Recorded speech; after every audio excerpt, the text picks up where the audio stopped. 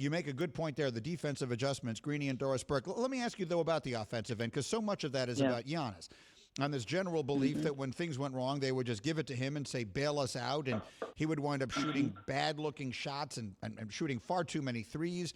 And now his points are all coming in the paint. He's been so dominant. He's shooting 61% from the floor. How have they done that? Well, I think a couple of things. To me, the Bucks are always at their best when a lot of people touch the basketball. So the ball is swinging side to side, and obviously you always want the ball in your best player's hands. And so the trio, obviously, in Game 5, hugely successful, all north of 25 points, all, contributed. Jrue did the vast majority of his damage in the first three quarters of the basketball game. But I make the point, Greeny, that the ball moves, that everybody is touching it, that the number of passes when the Milwaukee Bucks play is significant to their success. And, give some credit to Pat Connaughton, who's a guy who is no play calls for him. He's never going to handle the basketball. But, please, by the way, Pat Connaughton, be shot ready on the catch when, Giannis, shrinks to the middle of the floor of the defense, and you've got to be ready to catch and shoot and make critical threes. He did so in Game 4, had the big go-ahead three. He's knocked down a number of critical shots. And so that, to me, is crucial. And the fact of the matter is, end-of-game execution is critical, and the ball is finding Chris Middleton's hand because he's a three-level scorer, because he can create his own shot opportunities. And I think we have to give credit. I took some heat for early in the playoffs for talking about Giannis's improvements as a playmaker. Now, listen, is he the Chris Paul level passer? No. Does he have that kind of vision? Not necessarily.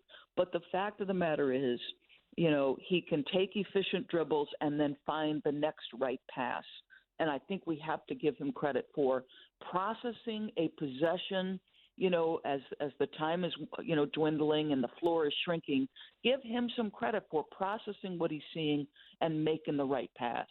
I can once again illustrate your point. The Bucks, in their 3 wins in this series, have averaged 265 passes a game. In their 2 losses, 227 passes per game. That may not sound like a lot. It is.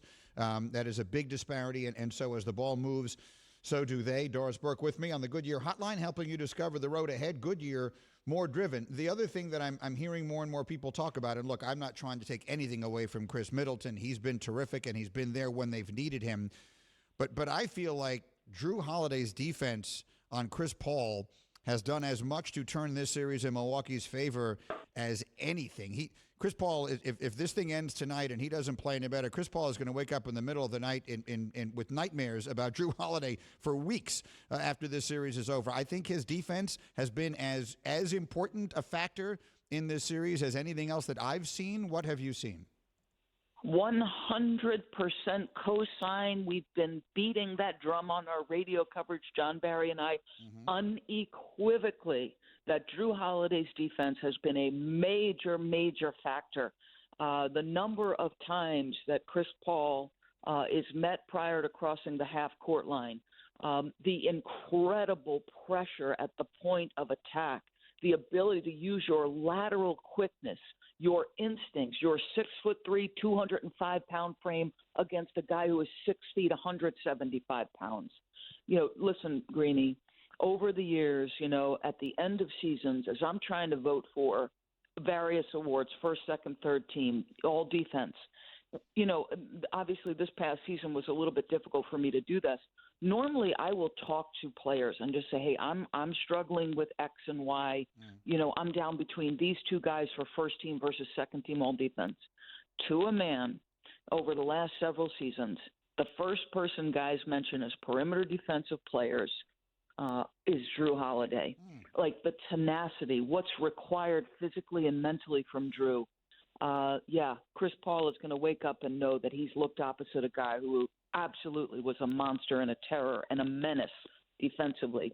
No question, 100% co-sign what you just said. CP3 has 6 assists and 10 turnovers when Holiday defends him in this series. Doris mentioning she's on the broadcast on ESPN Radio. Game 6 tonight, presented by Indeed. Coverage 8 Eastern on most of these ESPN radio stations. So what do? If you're the Suns now and Monty Williams, you were in control of this thing. It has gotten very Bucksy since then. Chris Paul looks like he is being worn down by that defense at his age of 36. What does Phoenix do to extend this thing tonight? Well, I think they have to get back to their pace game first and foremost. When they were winning games 1 and 2, I can't remember which, but I think it was game 2, they played at the second fastest pace they had played all year. They try to make a point of having the ball across half court by the 20-second mark. So, it starts with your defense. You've got to stop taking the ball out of the net because it's so hard to get into transition and get up the floor quickly when you're doing that. So it starts with your defense. But I think it also has to be about making sure you're playing with pace and making sure no matter what, the ball moves side to side. Like Devin Booker's time of possession with the basketball, the number of dribbles he's taking has increased as the series has worn on. Like Monty talks all the time about, quick decisions and making really quick. So on the catch of your Devin, and you're not going to get into a 1 or 2 dribble pull-up, then move it and get to the next action. Make sure the ball is changing sides of the floor. And listen, that's easier said than done with the switching they're doing. Even when Brook Lopez is on the floor, they are trying to be disciplined and not switch from big to little, meaning Brook is trying to stay attached to the guy he's guarding. So their task is a tall one. To be honest with you, Greeny, I think Milwaukee wins tonight, and I think they do it on the strength of their defense. Thank you for watching ESPN on YouTube. For live streaming sports and premium content, subscribe to ESPN+.